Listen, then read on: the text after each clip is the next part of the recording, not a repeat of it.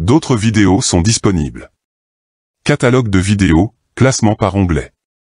Lien accessible à l'endroit habituel. Que la forge soit avec toi.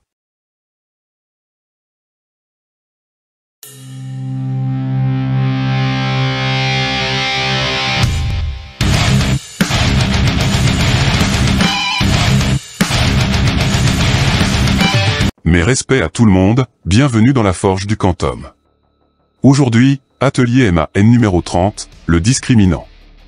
Et on commence sans plus attendre par lister à quoi va servir cette notion. Le discriminant, noté delta, la lettre grecque majuscule, est un outil qui permet de déterminer le signe d'une équation du second degré, les valeurs qui l'annulent, si elles existent, et la forme factorisée, si elle existe. Le protocole est simple. Tu calcules delta, et en fonction de son signe, tu auras 0, 1 ou 2 solutions, qui devront appartenir au domaine de définition. Si tel est le cas, elles sont validées, sinon, elles sont rejetées. C'est bien beau tout ça, mais comment déterminer le discriminant? Tu vas voir, c'est facile, il est égal à une formule simple à retenir. Soit un polynôme du second degré noté P de x, est égal à ax au carré, plus bx, plus c, avec a différent de 0. Delta sera égal à b au carré moins 4ac. Retiens bien cette formule, elle est d'une importance capitale. J'en profite pour te donner quelques conseils importants. Si tu ne veux pas faire des erreurs de calcul ou de signes, le mieux est de mettre systématiquement entre parenthèses les constantes qui sont des nombres négatifs, des fractions, des racines carrées, ou des nombres exotiques, entre guillemets, comme les cosinus, les sinus, les exponentielles, les logarithmes népériens et décimaux, et la liste peut être rallongée. Il te faut prendre conscience que la moindre bévue sur le delta va entraîner un cataclysme destructeur sur la résolution complète. Donc, méthode et minutie sont de sortie. En fonction du signe de ce discriminant, il te faudra agir différemment. Et je te propose de commencer par delta négatif, c'est celui qui va te donner le moins de boulot intellectuel. Tu disposes d'un polynôme du second degré noté P de x, est égal à ax au carré, plus bx, plus c, avec a différent de 0. Delta négatif entraîne que quel que soit x appartenant à dp, le domaine de définition du polynôme, p de x différent de 0, ce qui entraîne qu'il n'y aura aucune intersection avec les abscisses, comme tu peux le constater sur le graphe qui vient d'apparaître sur ton écran. Les courbes rouges et bleues sont loin de l'axe horizontal.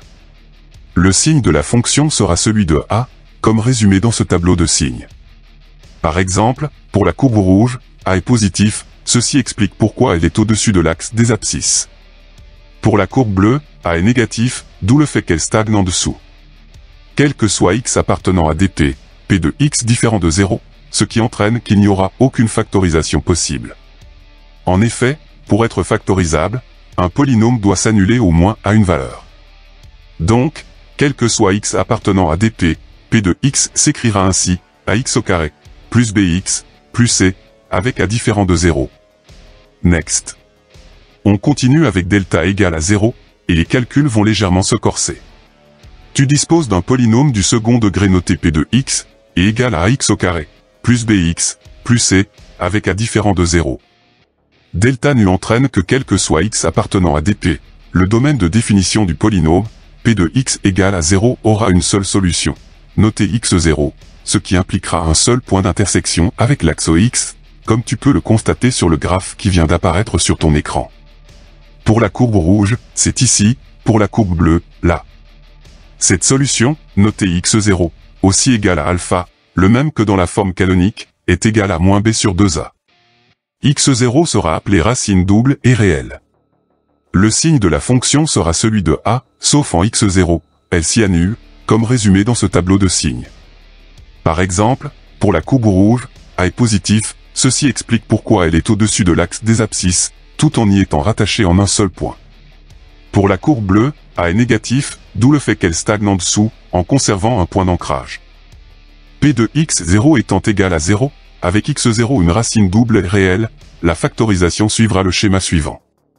P de x égale à a, facteur de x moins x0, facteur de x moins x0, donc, quel que soit x appartenant à dp, P de x se factorisera ainsi, à facteur de x moins x0, au carré. Next. On termine avec delta positif, et les calculs vont être plus épicés. Tu disposes d'un polynôme du second degré noté P de x est égal à ax au carré, plus bx, plus c, avec a différent de 0.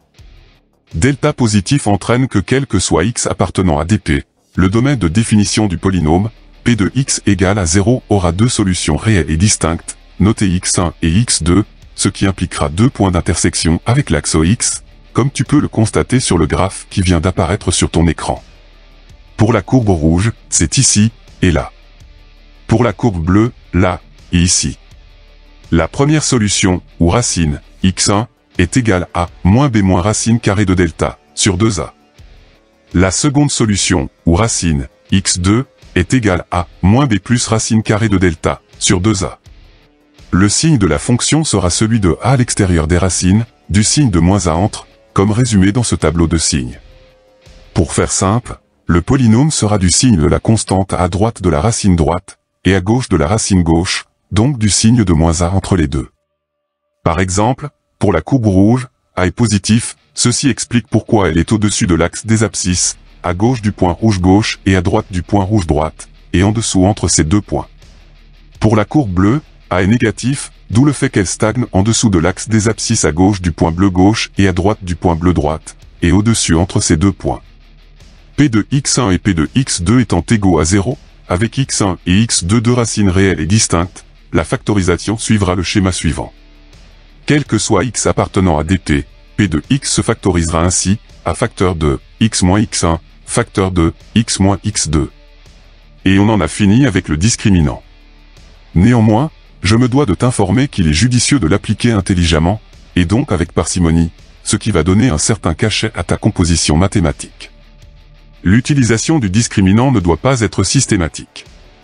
Je te conseille l'usage de la factorisation si le coefficient b ou c est nul, si tu peux déceler des valeurs évidentes, moins 2, moins 1, 1 ou 2, pour p de x égale à 0, ou que la forme développée est une identité remarquable. Ainsi, ta résolution sera plus élégante, ce qui fera forte impression lors de la correction, entraînant un gain probable de quelques points bonus mérités pour l'originalité de ta rigoureuse procédure, et du risque calculé pris pour ne pas faire comme tout le monde. Paragraphe suivant, même s'il a l'air d'un outil inoffensif et de basse qualité, il est d'une importance capitale en mathématiques, comme tu vas pouvoir le constater dans ta scolarité. De ce fait, tu dois avoir une maîtrise parfaite de son utilisation car il va être utile dans les chapitres suivants. Le premier, application à la dérivation. Il va te permettre de déterminer le signe d'une dérivée du second degré. Le second, les nombres complexes. Il permettra de déterminer les solutions des équations du second degré avec des affixes. Le troisième, les équations différentielles d'ordre 2. Il permettra de trouver une solution à cette équation un peu particulière. Pour terminer, un petit récapitulatif sous forme d'un tableau. Tu as l'expression de delta, et les différentes données utiles et nécessaires pour répondre aux questions posées dans des exercices. Deux options s'offrent à toi, tu fais une copie d'écran, ou tu le trouveras dans le cours disponible dans la description. À vous Cognac J, à vous les studios, je vous rends l'antenne. L'atelier est désormais terminé. Tu as des questions. Tu veux un complément d'information. Rejoins-moi dans l'espace commentaire. Le cours complet en PDF, librement téléchargeable, est disponible dans la description de cette vidéo. Le tutoriel de travaux dirigés intitulé Forge MAN #030, discriminant, est accessible, le lien est en description. Je t'explique comment forger des exercices dans les règles de l'art. À tout de suite. Tchuss.